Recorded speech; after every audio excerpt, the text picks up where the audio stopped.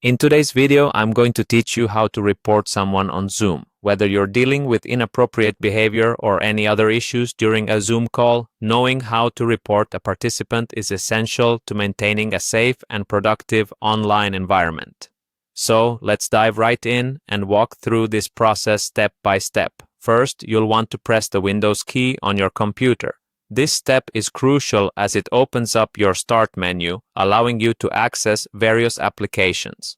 Once your Start menu is displayed, simply type in Zoom to locate the Zoom application on your device. Now, go ahead and open the application by clicking on it.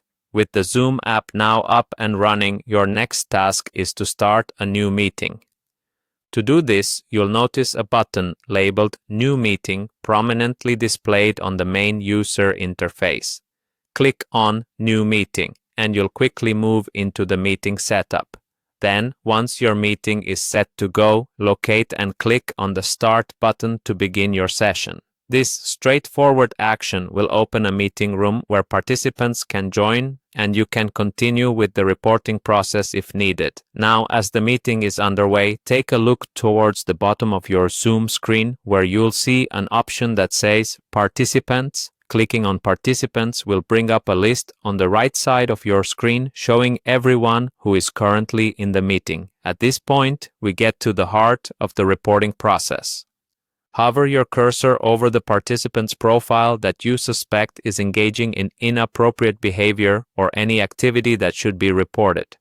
Once you hover over their name, 3 dots, known as the More Options menu, will appear. Click on these 3 dots to reveal a drop-down menu with several options. Look for the option labeled Report and select it.